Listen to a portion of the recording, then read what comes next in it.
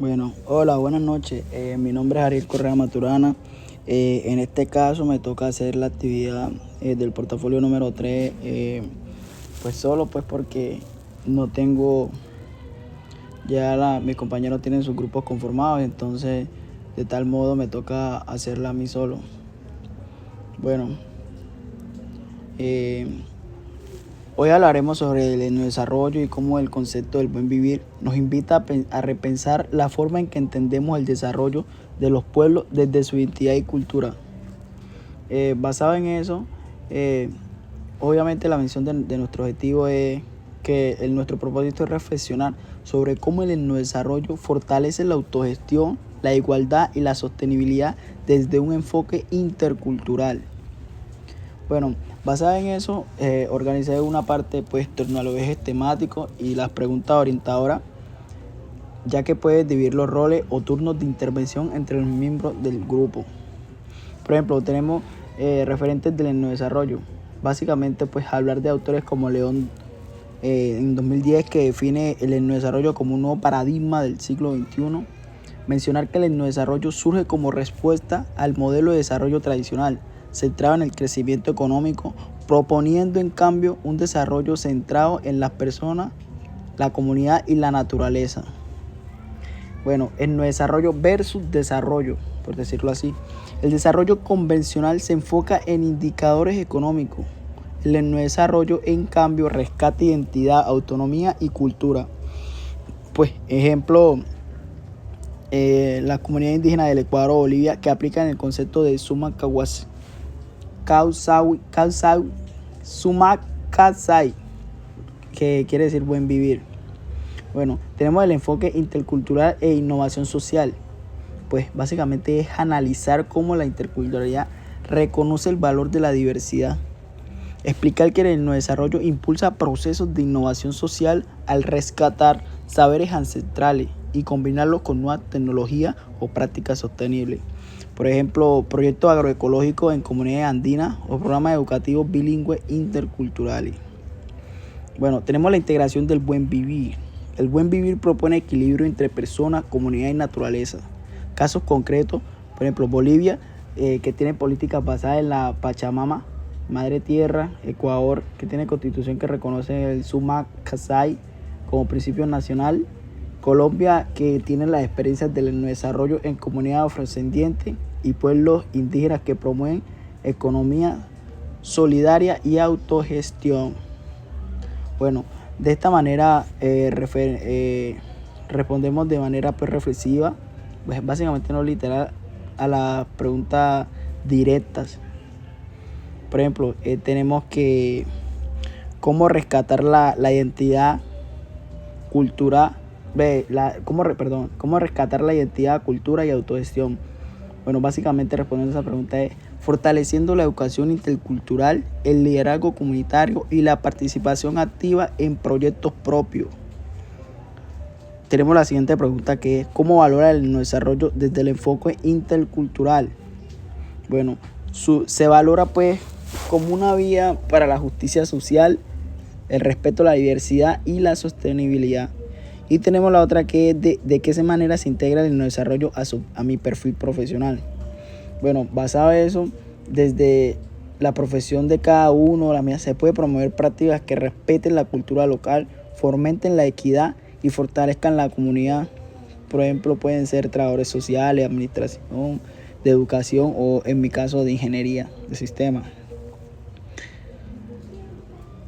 Bueno, obviamente tengo un mensaje colectivo, que es que el etnodesarrollo nos invita a construir un futuro más humano, diverso y sostenible, donde el buen vivir sea el centro del desarrollo de nuestras comunidades.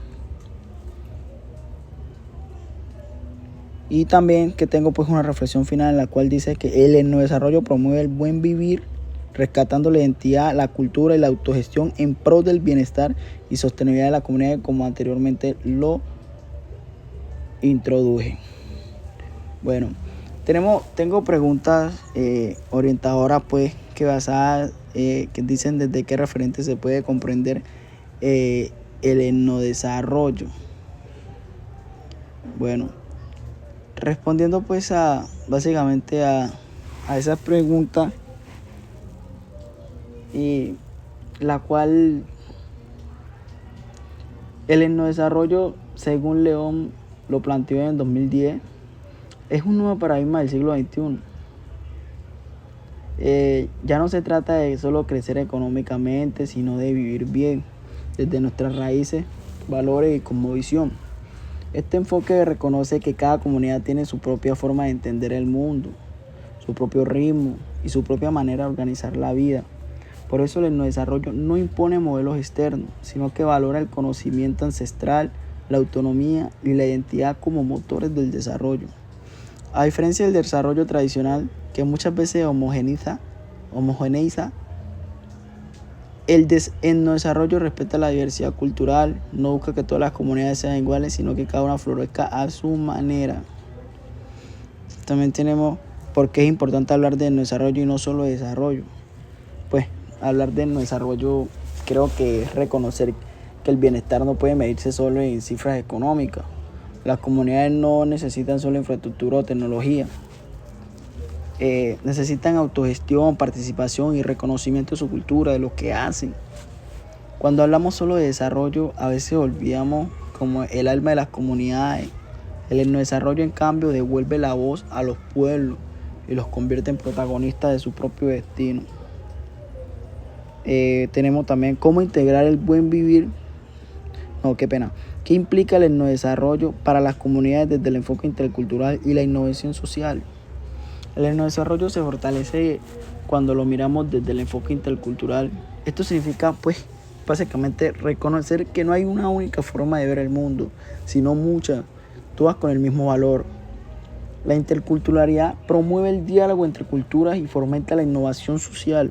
Por ejemplo, comunidades indígenas que aplican prácticas agrícolas ancestrales junto con técnicas modernas de riego logran proyectos sostenibles que respetan el medio ambiente y fortalecen la economía local. Estos procesos muestran que la sabiduría tradicional y la ciencia moderna pueden convivir y complementarse, que es lo importante. Bueno, tenemos la otra que dice, ¿cómo integrar el buen vivir en el abordaje del no desarrollo?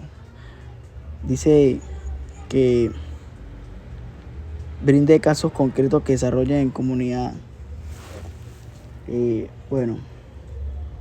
El concepto del buen vivir, aclarar pues, Ousmane Kasai, originario de los pueblos andinos, nos enseña que el desarrollo verdadero está en vivir en equilibrio con uno mismo, con los demás y con la naturaleza. En países como Ecuador y Bolivia, este principio se ha convertido en un eje de políticas públicas, pero también lo vemos en experiencias locales, comunidades campesinas que practican la economía solidaria, pueblos afrodescendientes que promueven el turismo comunitario, iniciativas de educación intercultural bilingüe donde se rescata la lengua y la historia propia. Básicamente todas estas experiencias son manifestaciones del buen vivir aplicado al etnodesarrollo. Basada en esto, quiero hacer como una reflexión final y rescatar la identidad de la cultura y la autogestión es esencial para transformar las comunidades. Desde el enfoque intercultural, el desarrollo nos invita a mirar el mundo con respeto, empatía y apertura. O sea, desde mi perfil profesional, integro este enfoque al promover la participación, la inclusión y la sostenibilidad. Creo que todos desde nuestras profesiones podemos aportar a un desarrollo más humano y más consciente. Porque al final el etnodesarrollo no solo busca cambiar las condiciones materiales, sino también transformar la manera en que nos relacionamos con la vida, la comunidad y la naturaleza. Ese sin duda es el verdadero camino hacia el buen vivir. O sea, el etnodesarrollo nos enseña que solo cuando honramos nuestras raíces podemos construir un futuro verdaderamente sostenible. Esa sería mi intervención. Muchas gracias, profe, espero me comprenda. Me tocó hacer el trabajo solo y por no tener una herramienta porque no me dejaba grabar pantalla, me tocó recurrir a este modo. Siempre mi intención es poder aportar, hacer mi portafolio, no solamente por la nota, sino por aprender. Y la verdad, muchas gracias, espero me comprendan.